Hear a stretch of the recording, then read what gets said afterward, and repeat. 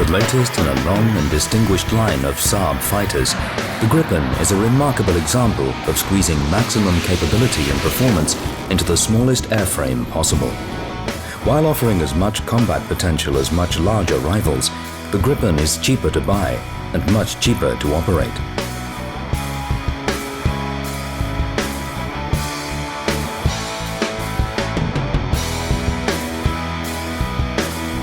Although it was created to satisfy a set of requirements that were peculiar to Sweden's Cold War defense needs, the aircraft's attributes match it perfectly to today's world of reduced defense budgets and to the increased emphasis placed today on multinational deployed operations. From a technological point of view, the Gripen is a tour de force, from its highly advanced aerodynamics through its outstanding avionics and man-machine interface to its maintenance-friendly design.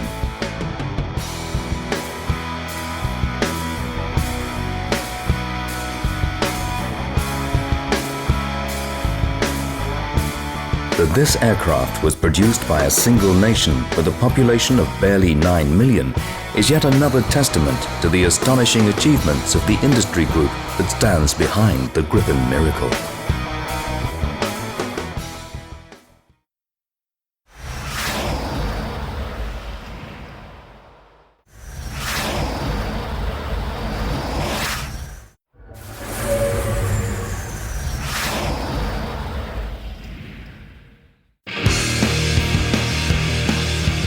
In the fighter business, size tends to equate closely with cost, and to keep the latter to a minimum, the Gripen was designed to be as small as possible, yet still meet or exceed its requirements.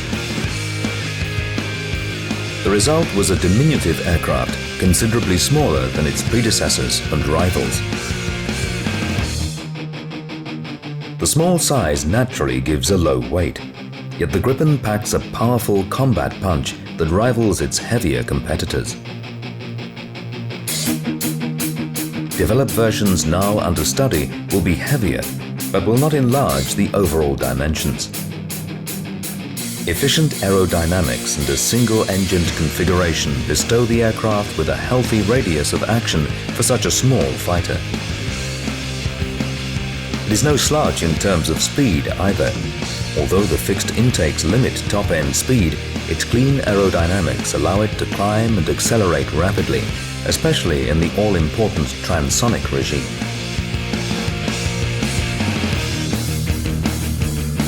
It is also very maneuverable throughout the envelope. The Canard foreplanes and advanced fly-by-wire control system provide it with excellent high angle of attack stability and controllability at low speeds.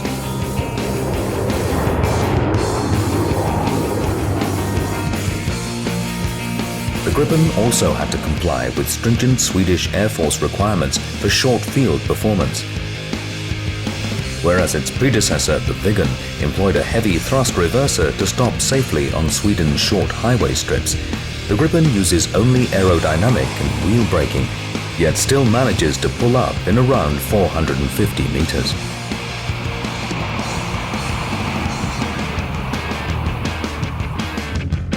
For the pilot, the Gripen is one of the easiest fighters to fly, allowing more time to concentrate on tactical issues.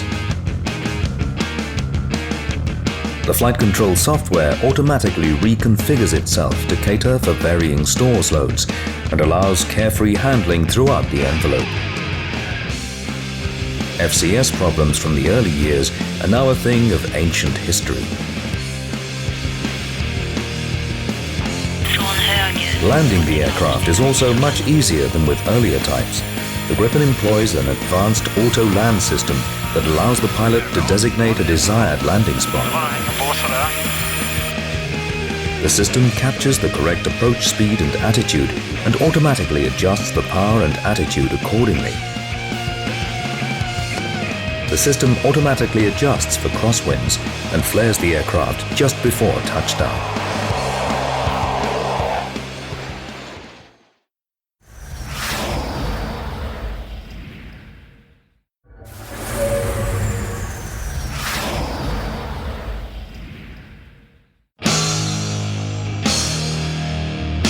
Today, the Gripen is offered with a wide and growing portfolio of weapon options from a variety of sources. One of its key attributes in the export market is that it is not tied to single suppliers. Thanks to its 1760 weapons interface, smart armament control system and universal adapters, the Gripen can be integrated with weapons from many sources. They include Sweden itself, Europe, America, or others such as Israel and South Africa. Single-seat Gripens are all fitted with a Mauser BK-27 gun, mounted semi-conformally under the port side of the front fuselage. This 27mm cannon offers a high rate of fire. Opposite the gun is a hardpoint for the carriage of podded systems, while on the aircraft center line is another pylon for stores carriage, usually a fuel tank.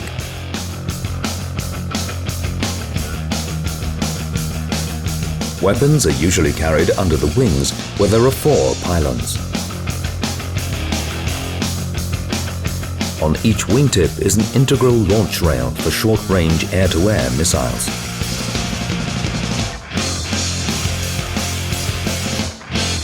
The first weapon cleared for use on the Gripen was the Sidewinder, of which 6 can be carried on the wings. Although the earlier AIM-9G was cleared, principal version is the AIM-9L, known to the Swedes as the RB-74. It was released for service in 1995. The Gripen team is now in the process of clearing the multinational Iris-T to replace the Sidewinder on Swedish aircraft. Seen here on its first captive carry test, Iris-T is a very advanced short-range missile that uses thrust vectoring and an imaging infrared seeker. It can be used for high off-bore sight engagements in so-called over-the-shoulder launches. Foreign alternatives to the Sidewinder and Iris-T include the highly agile Israeli Python 4 and 5, the latter employing an imaging infrared seeker. The primary air-to-air weapon for the Gripen is the AIM-120 AMRAAM, or RB-99 as it is known in Sweden. Sweden was the first country outside NATO to receive the advanced active radar missile, and it has also been supplied to the Czech Republic and Hungary. Sweden uses the AIM-120B version, but the later AIM-120C has also been integrated. South Africa's Gripens are expected to use the Kentron-R Data missile for longer-range engagements. This weapon looks very similar to the Israeli Derby and also has an active radar seeker. For Sweden's Gripens, the weapon of the future is the Meteor. This ramjet-powered missile offers exceptional range that can fully harness the power of the aircraft's radar. Similarly sized to the AMRAAM, the Meteor has an active radar seeker and a data link. The missile receives mid-course target updates from either the launch aircraft or a third party. It can even be retargeted in flight. Power comes from 2 throttleable ducted rockets, which are essentially ramjets with solid propellant boosters. The latter fire when the missile is launched, accelerating it rapidly to cruise speed, after which the ramjet motors sustain speed during the flyout. Meteor is to be carried by all of the so-called Euro canards, Gripen, Rafale and Typhoon. However, the Gripen was chosen as the platform for initial test firings. In December 2005, Gripen 101 flew with a captive carry Meteor avionics round to test integration with the aircraft's systems. On the 9th of May 2006, Gripen 101 carried out the first test firing at the Vidsel range in northern Sweden. The booster rocket fired, but the missile failed to transition to the sustain phase. A second trial on the 20th of May was more successful. The following month, a missile with full seeker installation was carried by a Gripen, and in September, a third test vehicle firing was undertaken. In the ground attack role, the Gripen was cleared to fire rockets, but the main focus was on a precision attack capability for defensive use against ground forces. For pinpoint attacks against armor, the AGM-65 TV-guided Maverick is used. Known to the Swedes as the RB-75, this has an effective range of about 6 kilometers. The imagery from the skier head is displayed in the cockpit, allowing the pilot to designate the desired aim point. Often partnering the Maverick is the BK-19 Mjolnir. Developed by EADS as the JAS-39, the BK-90 is a GPS-guided glide weapon with an effective range of around 10 kilometers. It dispenses a variety of bomblets and is deadly against concentrations of troops and soft-skinned vehicles. The BK-90 uses GPS guidance. Swedish Gripens will also use the Taurus KEPD-350, a long-range standoff weapon that uses a mixture of GPS, inertial and terrain-matching navigation for its flyout, and an imaging infrared seeker for the terminal phase. The smaller KEPD-150 was tested, but when it became apparent that the larger 350 could be carried, development switched completely to the bigger missile. The first captive trials were undertaken in November 2003. In 1993, the clearance process began for the RBS-15F anti-ship missile, another important weapon for the Gripen in the Swedish defense role. The weapon officially entered the inventory in 1997.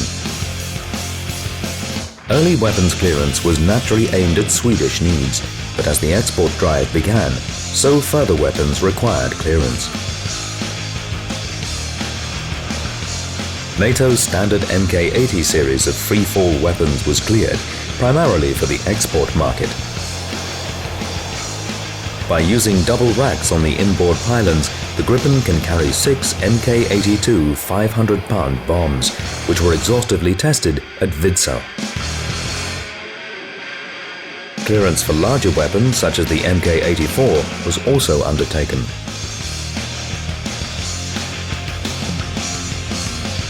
In conjunction with a Lightning designation pod, the Gripen is also cleared to deliver laser-guided weapons such as the GBU-12 Paveway 2 seen here. Larger LGBs can be carried, and Gripen International is keen to point out that virtually any current weapon can be integrated onto the Gripen if a customer desires it.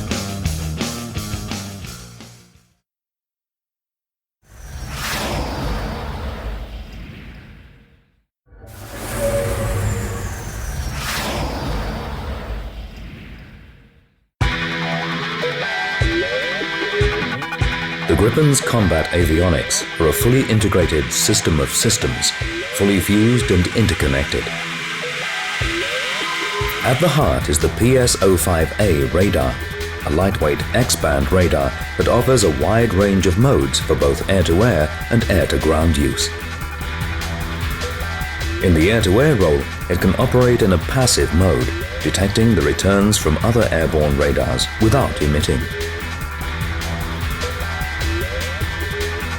It also has an automatic gun aiming mode for short-range engagements, slaving the radar to the autopilot to allow hands-off gun attacks.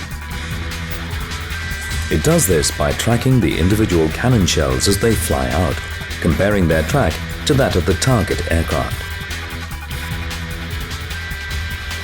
The current PS-05A employs a mechanically steered antenna, but Ericsson Microwave Systems has been working on electronically steered arrays. In 2006, this division was bought by Saab. but the work continues to provide Gripen with an E-scan radar in the near future. Among the techniques being studied is the use of simple mechanical steering to increase the capability of the active array. This typically has a 120-degree view, but a simple two-dimensional mechanical steering system could increase the coverage dramatically. Completing the aircraft's own radar is the information received via the Tactical Information Data Link system. TIDLS is a highly advanced data link that allows the Gripen to share tactical information with other Gripens and with other network users. As well as being fitted with the Swedish system, JAS-39 Cs and Ds also have NATO Standard Link 16 data links to allow them to operate alongside forces from other nations.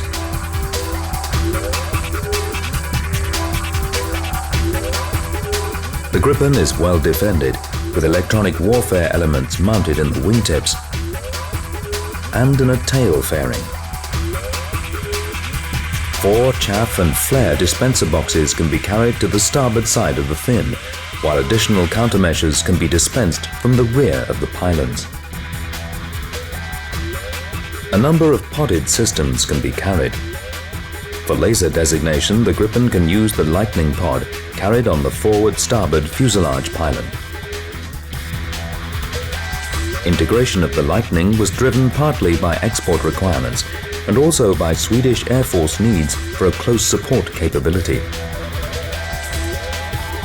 For the Swedes, the Lightning paveway combination is known as the PWS-39.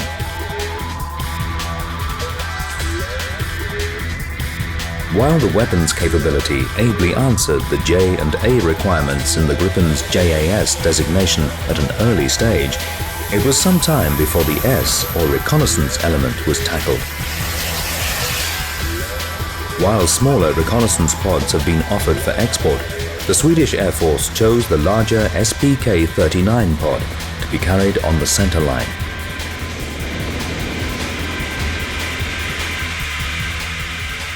Based on Terma's modular reconnaissance pod, the SPK-39 includes a recon optical camera that rotates in the midsection to give horizon-to-horizon coverage.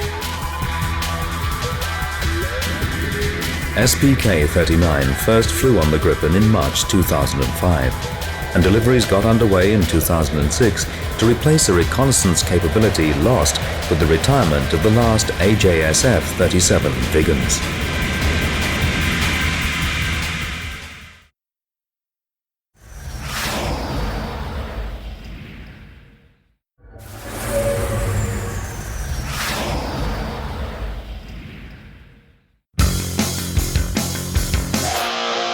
Today's Gripen cockpit is regarded as a masterpiece of clear display and clear thinking.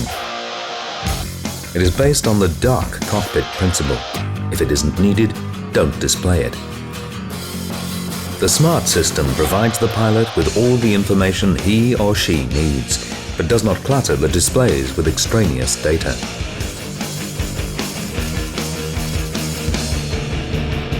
The pilot sits on a Martin Baker S10LS ejection seat, a lightweight version of the Mark 10-00 seat.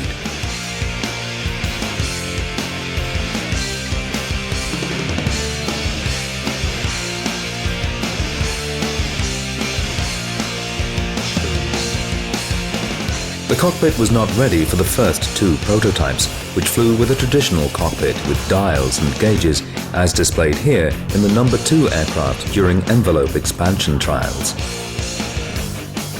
The intended cockpit was fitted to all aircraft from number 3 onwards. The cockpit of the JAS-39A was based on the layout established by the FA-18 Hornet, with the upfront controller panel surrounded by 3 monochrome cathode ray tubes, each measuring 5 by 6 inches. The rear cockpit of the JAS-39B was similar, except the backup attitude and heading indicators were moved to a position above the upfront controller. In the JAS-39C, the cockpit changed dramatically. The 3 monochrome CRTs were replaced by 3 huge active matrix liquid crystal displays with full color capability. They can adapt to prevailing light conditions, this being the day display and this the night display. Backup instrument dials were dispensed with altogether. In the rear cockpit of the JAS-39D, the panel was lowered to improve forward visibility. On the top of the JAS-39C cockpit is a wide-angle Kaiser holographic head-up display on which vital flight and combat data can be presented. The left-hand multifunction display is usually configured as the flight data display. The FDD presents flight data and system status information about various aircraft systems such as the engines, fuel, and stores. The central MFD is the horizontal situation display, providing a clear tactical display overlaid on a map.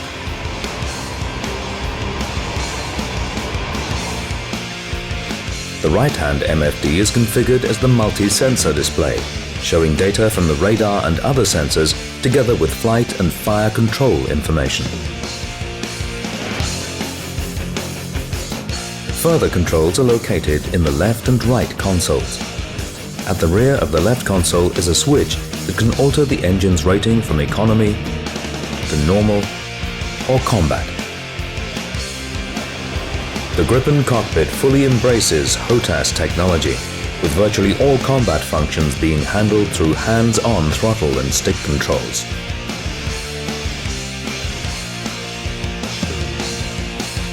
The control column has numerous buttons and 2 coolie hat switches for controlling the weapons functions and for cycling through various controls.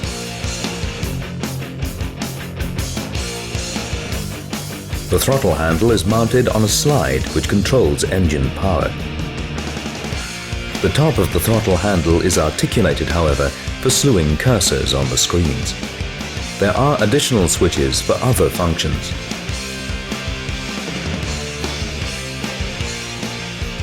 Although the Gripen's cockpit is already among the best in the air, it is set to get even better with the employment of the Cobra helmet-mounted display, which is undergoing trials. The HMD projects the kind of data currently shown on the head-up display onto the helmet's visor. The pimples on the helmet are light-emitting diodes, which allow sensors in the cockpit to accurately track the helmet's position and attitude.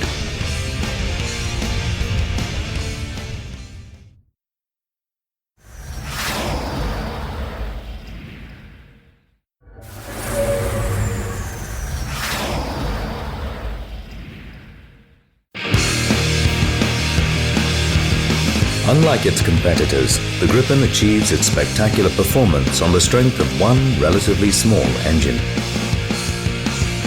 General Electric's reliable and efficient F404 was chosen for the Gripen, license built by Volvo at Trollhättan as the RM12.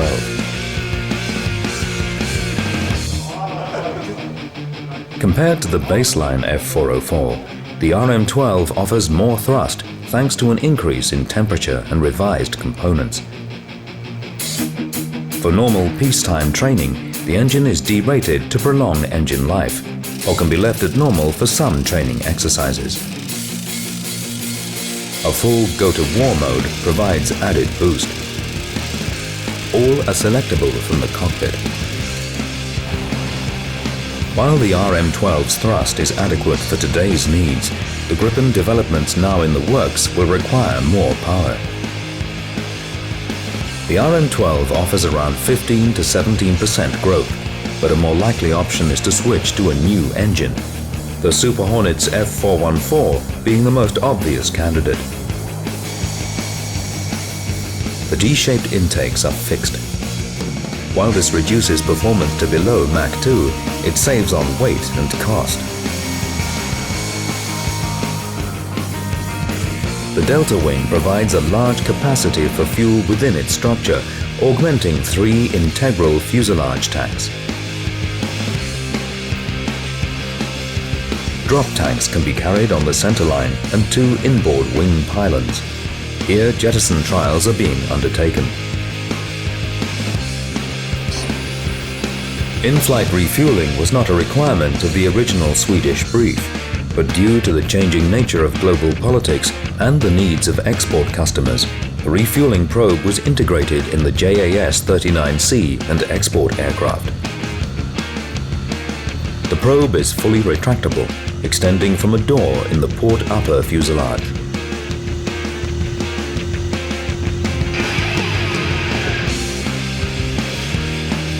Refueling trials were first conducted from April 1998 using an RAF VC-10 tanker and the 4th Gripen prototype fitted with a dummy probe.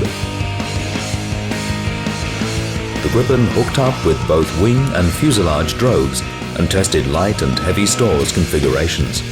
A JAS-39B two-seater also validated hookup techniques. Much later, in March 2005, the Gripen underwent a refueling trials campaign with a South African Air Force Boeing 707 tanker. The aircraft was deployed to Saab's Linköping airfield, and both JAS-39C and D aircraft took part, flying with a variety of weapons fits. In November that year, Gripens also tested refueling from a C-130 Hercules tanker.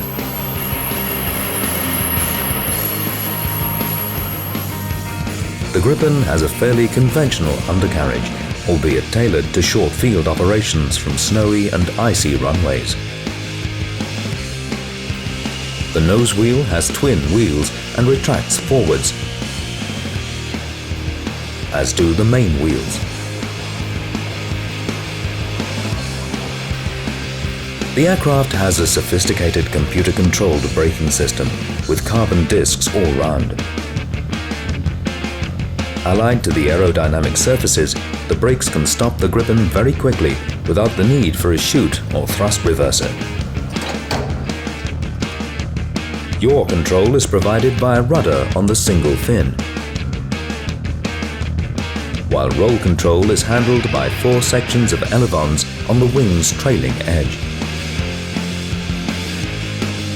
As their name suggests, they are also used symmetrically for pitch control. 4 sections of leading edge flaps are fitted to increase lift at low speed and also to increase maneuverability during high G combat. Controlled by the fly-by-wire system, the canard foreplanes interact with the elevons to provide stability and control in pitch. They are essential to the aircraft's short field performance.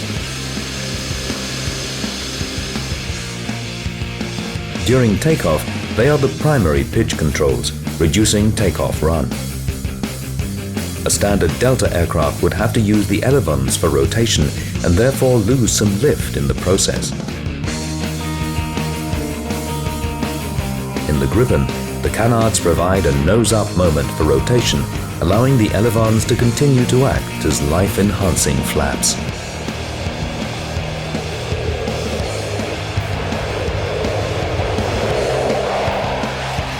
For landing, the canards are deflected downwards to their maximum angle, firmly pushing the nose wheel onto the runway and providing a massive area for aerodynamic braking.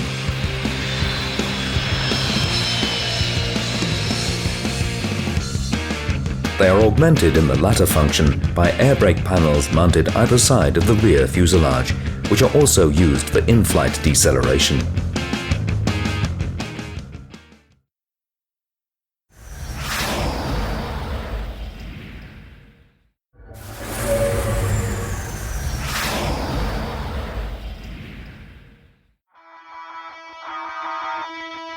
Production of Gripen encompasses many sites and many companies throughout Sweden, plus components bought in from other countries. The airframes are built in the Saab plant at Linköping, where final assembly also takes place. Completed aircraft are flight tested before delivery from the company's airfield adjacent to the plant. For Flygvapnet, the Swedish Air Force, the Gripen era began on the 8th of June 1993, when the second production aircraft was handed over at Saab's Linköping plant. Later that day, it flew to Shortenos to join the F-7 wing. As well as introducing the Gripen to operations, F-7 also established a major training center for the type. F-7's first squadron, Gustav Blore, was declared operational on the 1st of November 1997, and the second unit, Gustav Rode, followed suit on the 30th of December 1998. For training and mission planning, the Gripen forces uses a system called Pietra. This allows the pilot to plan a complete mission on a computer, which can then be loaded onto the aircraft or a mission simulator. Sweden's next Gripen squadron was established at F-10 at Ängelholm, the first aircraft arriving in September 1999. At the time, the Air Force was planned to have 12 Gripen squadrons. In the following year, that number was cut to 8, and the base at Ängelholm was to be deactivated. F-10's aircraft relocated to F-17 at Ronneby. In 2005, however, further defense cuts reduced the Gripen force to just 4 squadrons, 2 at Shortenos, 1 at Ronneby, and 1 at F-21 at Luleå in Sweden's far north. In 2005, F-17 began to receive JAS-39Cs. Although much reduced, with an active fleet expected to number around 100, Sweden's Gripen force is nevertheless a highly capable one and is expected to eventually consist only of C and D models.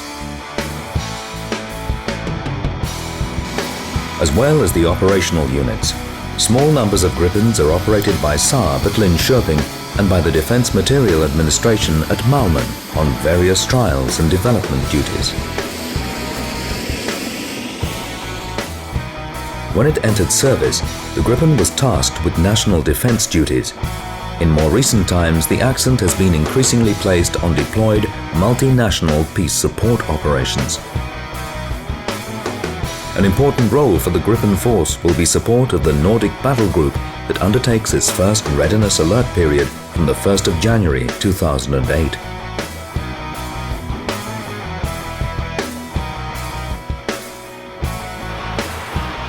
The NBG combines forces from Estonia, Finland, Norway and Sweden, and the Gripen will supply much of the air power for this deployable battle group.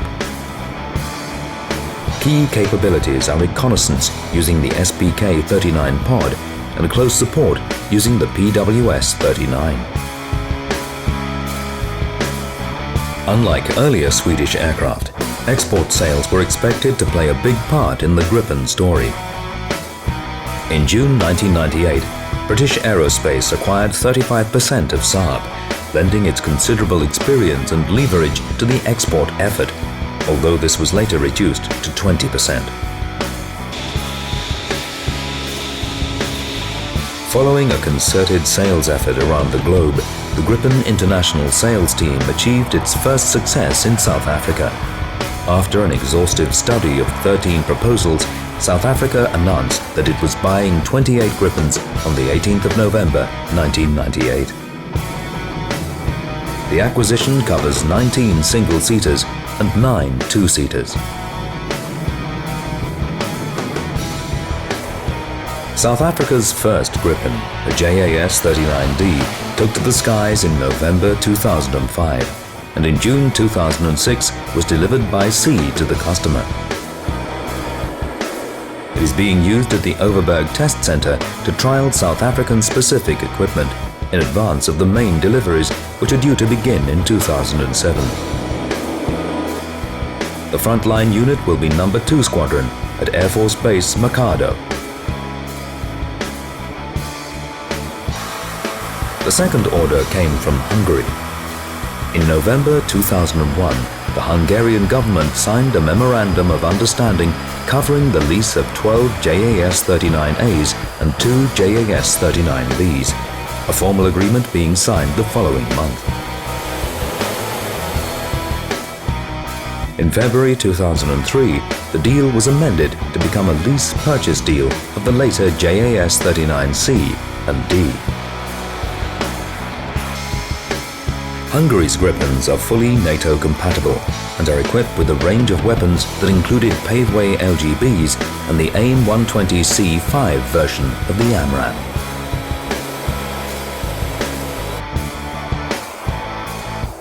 Hungary's first aircraft, the JAS-39C, was rolled out on the 25th of January 2004 and first flew at Linköping on the 16th of February, as seen here.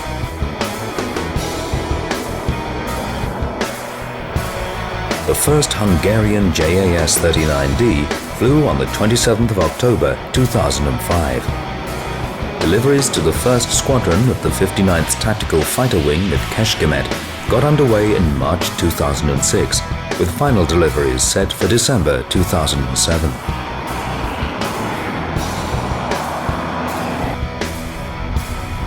At the same time as the Hungarian deal was being ratified in December 2001, the Czech Republic announced its intention to buy the Gripen.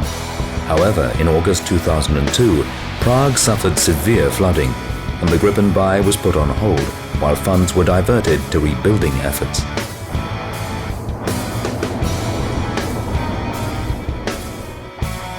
Nevertheless, in December 2003, following another evaluation, the Czech government reaffirmed its earlier decision to buy the Gripen. A lease deal for 14 aircraft was signed in June 2004. While Czech pilots began training in Sweden, the first JAS-39C flew on the 18th of October 2004.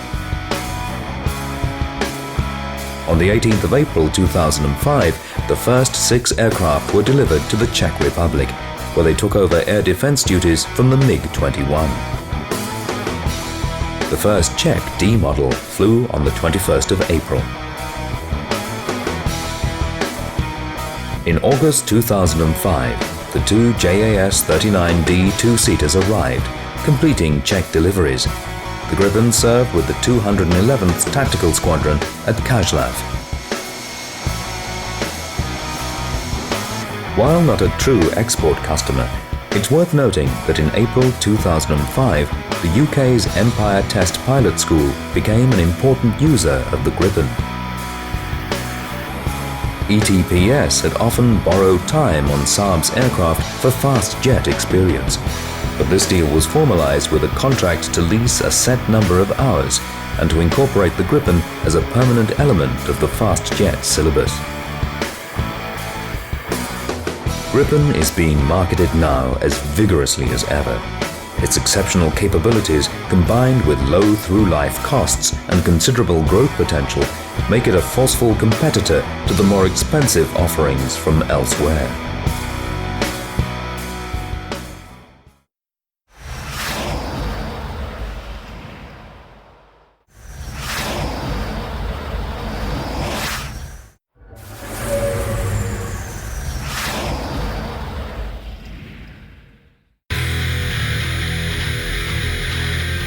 Since the end of the Cold War, the accent of air power has changed from national defense to multinational peace support operations, with close support of troops becoming an increasingly important task.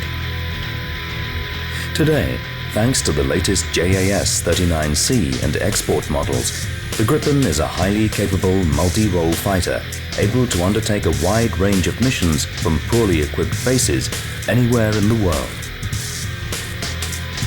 However, it was the unique nature of the Gripen's Swedish operational origins that have allowed it to easily adapt to today's global mission requirements.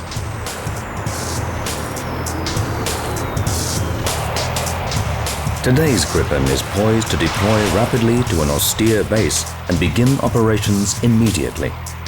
This capability is a logical outgrowth of the decades that Sweden has spent preparing for and practicing dispersed operations. In time of war or tension, the Gripen force would deploy from its peacetime bases out into the field. The Swedish Air Force maintains a number of war bases around the country. Each consists of a main long runway, sometimes a civil airport, with a backup main runway. There are also numerous small strips in the outlying country, often using hardened stretches of highway, complete with ready-made dispersal areas. The entire warbase can cover an area of many square kilometers. Aircraft deploy in small groups to the many strips, supported by small groups of personnel, including conscripts. All the necessary equipment can be transported rapidly by road, and the whole force is ready to move out at short notice. Once out in the field, the Gripens can begin operations immediately.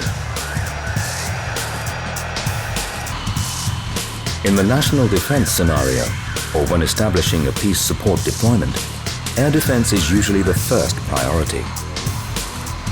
Giving the Gripen a crucial edge in this task is the data link.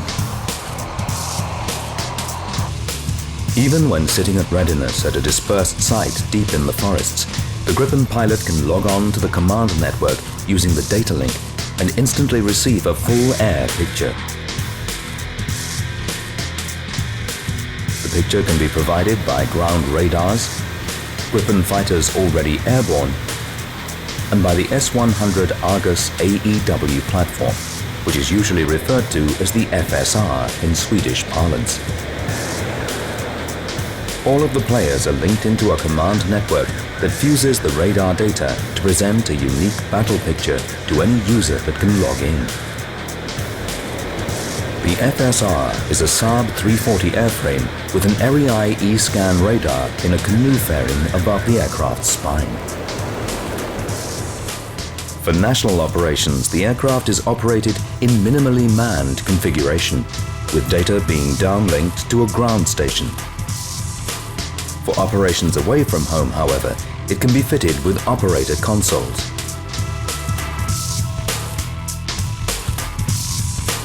A typical air defense loadout for the Gripen is 2 sidewinders on the wingtips and 4 AMRAAMs under the wings. Gripens usually operate in pairs, and thanks to the link, are players as soon as they are airborne, adding their own radar tracks to the overall picture. The system allows a small number of aircraft to control a massive area of airspace. It also allows the Gripens to tackle aerial targets from the most advantageous positions. By having superior situational awareness at all times, the Gripen pilots can prioritize and allocate the targets long before the opposition, allowing them to set up attacks much earlier. The combination of data link and AMRAAM missile also allows the Gripen to employ highly advanced air defense techniques, including bi-static attacks. Here, the shooter remains electronically silent. Target positional information is relayed by the data link from another source. It can be another Gripen or the FSR AEW platform. The shooter can launch the missile based on that information without betraying its presence by using radar.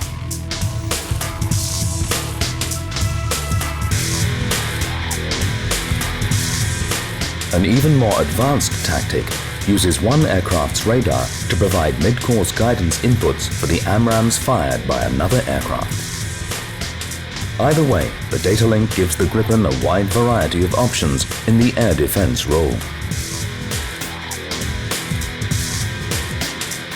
With their tasks completed, the Gripens return to the dispersed base, the aircraft's attributes allowing it to operate safely from short road bases.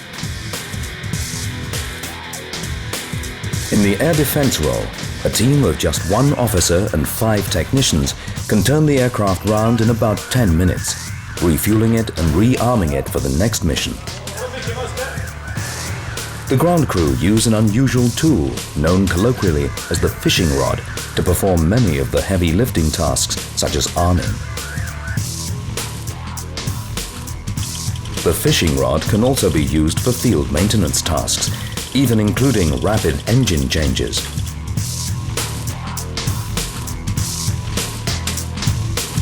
Rearming a Gripen for an attack mission takes the team a few minutes longer, but can still be accomplished in a much shorter time than for other aircraft types. In the land attack role, the key weapons are the RB-75 Maverick and the BK-90 glide weapon. A key role for the aircraft in a Swedish defense scenario is attacking ships. The country's sparsely populated coastline is fringed with islands, which make amphibious landings an attractive proposition. For this role, the primary weapon is the RBS-15F missile. The RBS-15F is a sea-skimming missile that can be programmed to fly very complicated attack patterns. It can fly around islands and can undertake dummy attack runs against one vessel before turning against another at the last minute, making the defender's job all the more difficult. The weapon flies under inertial guidance for most of its course, popping up briefly for a radar fix just before the terminal attack. In a typical anti-ship mission, a lead Gripen would use its radar to map the positions of the target before passing coordinates to other aircraft in the flight. They would then fire their missiles independently, based on collective time on target. The missiles could be programmed to arrive from varying directions, but simultaneously. This kind of attack is easily possible thanks to the intra-flight data link that allows all the Gripens to share the radar data from one aircraft.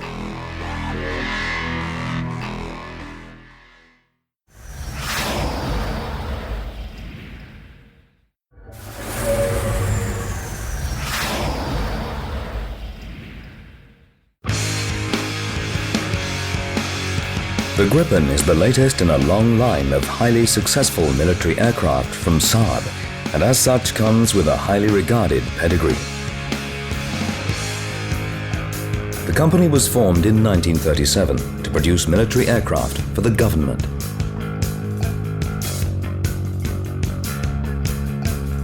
Its first designs were the B-17 dive bomber and Scout, and the twin-engined B-18. Many of its designs have been unorthodox in shape, beginning with the J-21 fighter and the jet-powered J-21R derivative. They have also been at the forefront of technology, such as the J-29 Tunnan, Europe's first swept-wing fighter. The Flying Barrel, as it was called, was followed by the J-32 Lansen, a tough fighter bomber. Then came the J-35 Draken, Europe's first operational Mach 2 fighter. This was followed by the mighty Viggen, a Mach 2 fighter that undertook fighter attack and reconnaissance roles.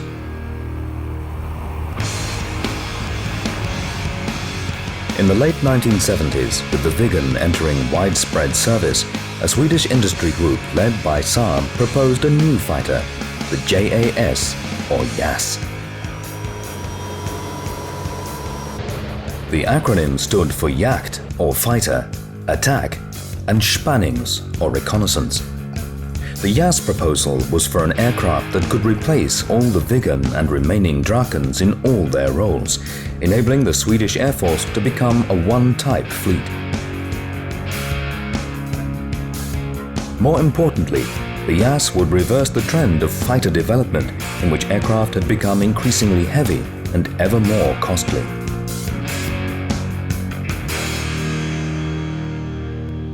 The industry group, led by Saab and incorporating the Ericsson radar house and Volvo Flygmotor that built engines, proposed an aircraft that was roughly half the size of the Viggen, but would be able to carry the same load and at roughly two-thirds the cost.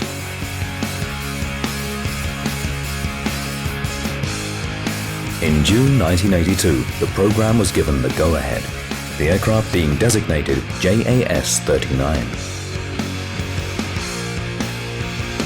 The first prototype was revealed out at Saab's Linköping plant in April 1987.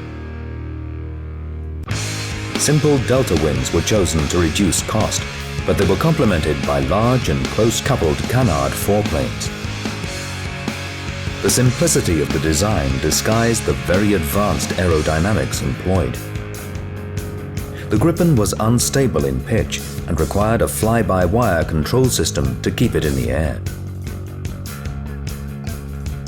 Volvo Fligmotor, which later became Volvo Aero, built the engine, a modified and improved version of the General Electric F404 used in the Hornet.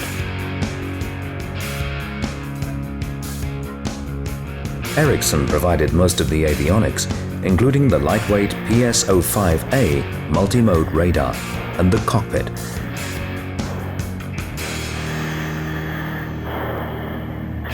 Delays to the flight control software delayed the first flight of the Gripen until the 9th of December 1988.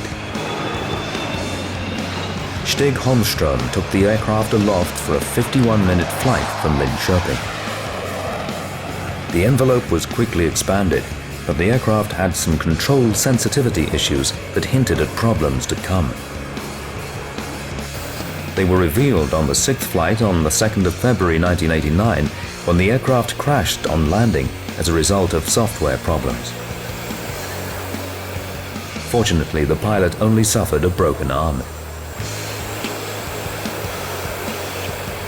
Work to solve the FCS problem put the program back many months, and it was not until the 4th of May 1990 that the second aircraft flew. This aircraft adopted a cautious test program to trial the new control software. Later, it was painted black and white and fitted with an anti-spin chute to undertake a campaign of high angle of attack trials. The aircraft was put through an exhaustive series of tests that probed the nature of the aircraft's spin and departure characteristics. These tests allowed the aircraft's service angle of attack limits to be increased and the carefree handling function to be cleared for service use. However, a highly public crash during an air show over Stockholm in August 1993 revealed another flaw in the flight control system, requiring further work and another delay before it was fully fixed.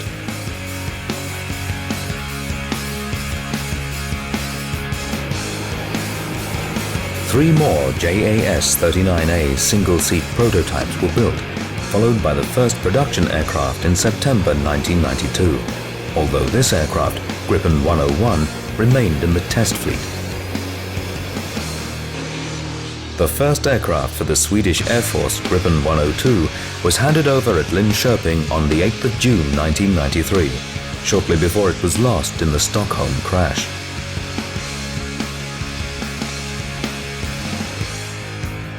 The first 29 JAS-39As for the Swedish Air Force were known as Batch 1 aircraft and were employed mainly for training. The first 8 aircraft had grey-painted noses, but the next 21 had black radomes. Partway through Batch 1 production, the Gripen gained small strakes just aft of the canards. Batch 1 should have comprised 30 JAS-39As, but one of the aircraft was redirected to become the first JAS-39B. The two-seater is longer than the JAS-39A, and the cannon is deleted. Aircraft 800 was rolled out on the 19th of September 1995 and made its first flight on the 29th of April the following year.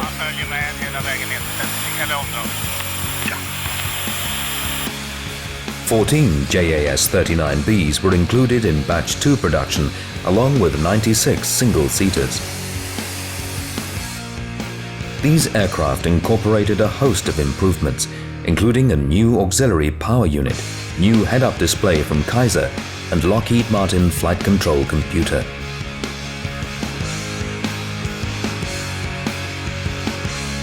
Towards the end of Batch 2 production, major upgrades were introduced, resulting in a change of designation to JAS-39C.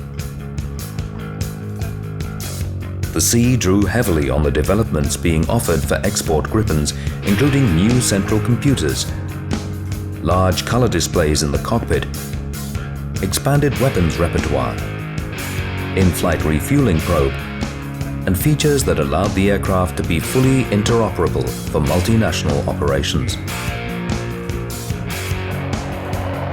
Gripen 208 was the first JAS-39C, seen here taking off from Linköping for the first time on the 14th of August 2002. The last 20 aircraft from Batch 2 were built to this standard, and all of the 50 single-seaters ordered in Batch 3.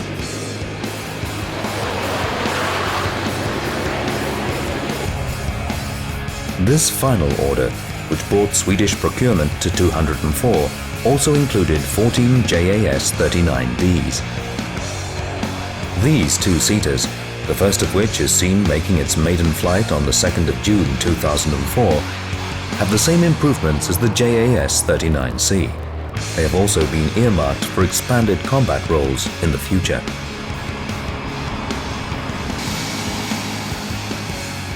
Among them is the task of UCAV leader, the JAS-39D being used as a lead ship for formations of unmanned combat air vehicles. Saab is heavily involved in unmanned development and has flown a number of demonstrators. This is the Filur, a small vehicle that is testing low observable technology and autonomous operating techniques. Information from Filur tests are being fed into programs for much larger vehicles, such as the Pan-European Neuron.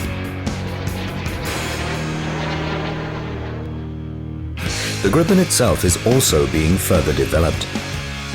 Spurred by requirements in Denmark and Norway, a heavier version with longer range is now being worked on.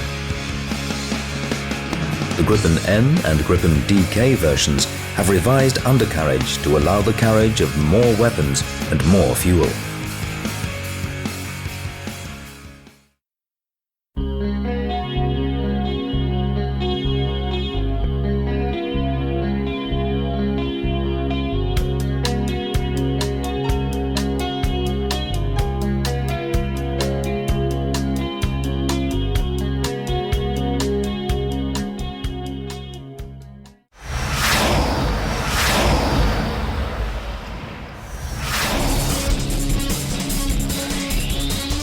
フランスが独自に開発した新世代の多用途戦闘機ダッソー・ラファール。